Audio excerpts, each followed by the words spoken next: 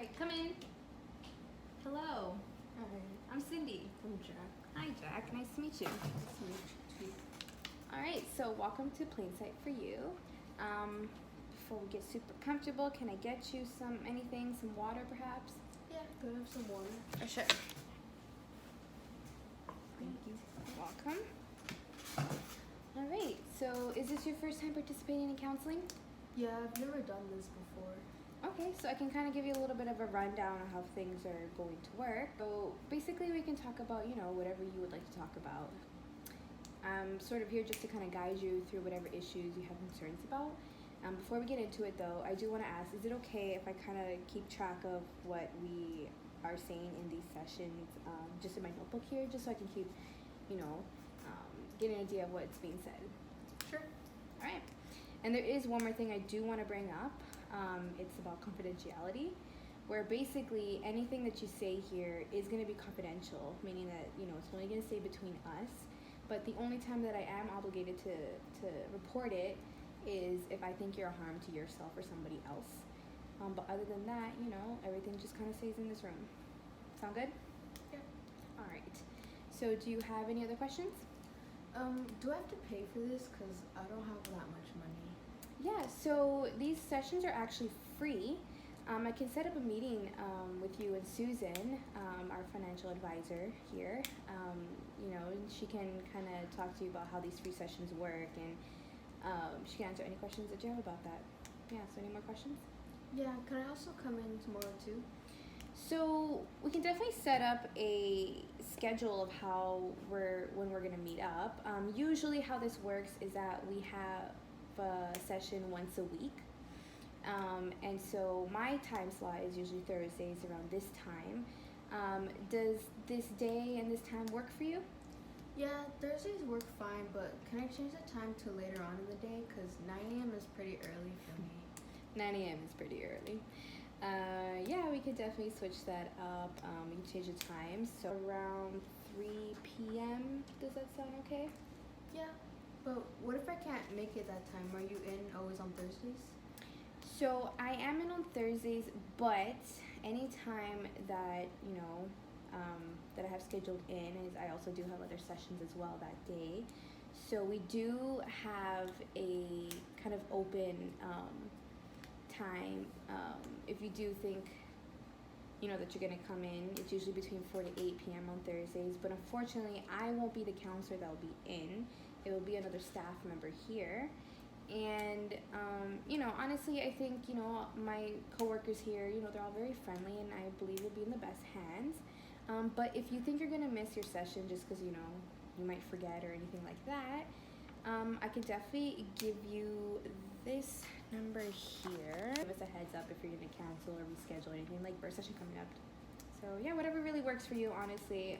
I know sometimes weeks can go on and things happen, so... Yeah, definitely. So let's just get right into it. What brought you in today? So for the past 2 years, I've been a heroin addict along with my girlfriend, who we now just recently found out she's pregnant. So the main reason I'm in here is because I want her and me to stop using heroin, because it'll be bad when the child comes. And even now, while she's pregnant, it would be bad to use it. Yeah, for sure. What was happening when you first started using drugs, if you don't mind me asking?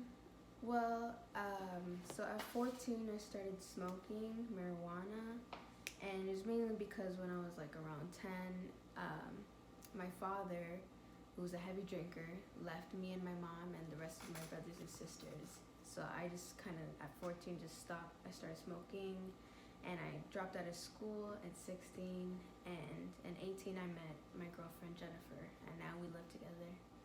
Okay, and do you believe that your drug use is getting worse, or is it the same, or is it getting better? It got worse when we were using heroin because it costed more to get our fix, and we recently lost a friend, which had us really shaken up. Oh, I'm sorry to hear about that. So how do you feel about your girlfriend using?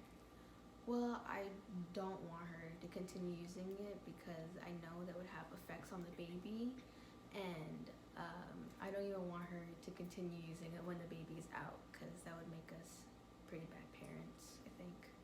Okay. Do you know if she would like to stop? Yeah, we both want to stop, and we both want to be good parents for our child. Okay. Well, thank you for sharing that. So it seems like what's concerning you the most is the drug problem? Yeah, my drug problem is the main reason that I think I need to get that under control first before I do anything else, I think. Okay. And are you comfortable about talking about your drug use? Yeah, well, like I said, I've been a heroin addict for 2 years, and 16 is when I really started to getting into drugs. Mainly, first it was marijuana, and now it's heroin. So I kind of needed to just function and to keep myself calm and under control. What stopping your drug use kind of looks like to you? I don't know. I tried once. I quit cold turkey, but it didn't last long. I didn't like how I felt. I felt very sick and angry, and I even lashed out at my girlfriend. Okay.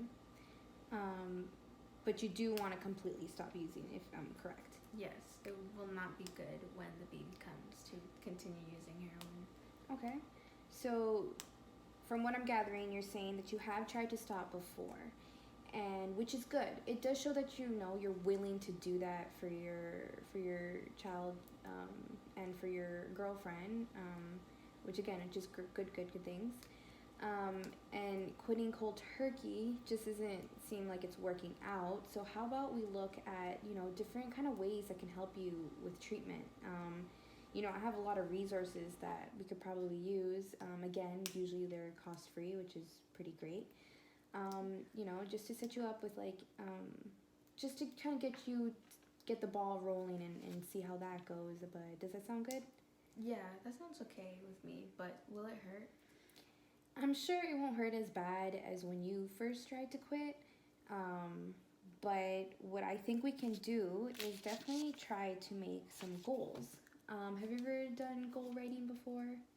No. No? So the way that I like to do it, that I think works best, is to follow this model called the SMART goals.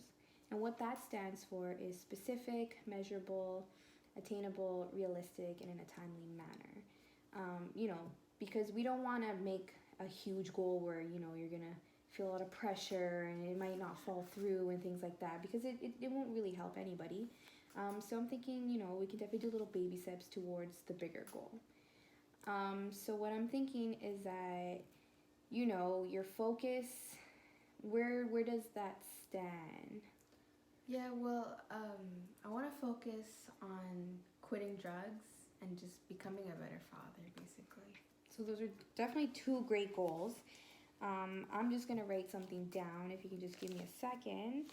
Goal 1, which you said is that you want to work on treatment for stopping the drug use. So what we first can do is search up / research different available treatment programs,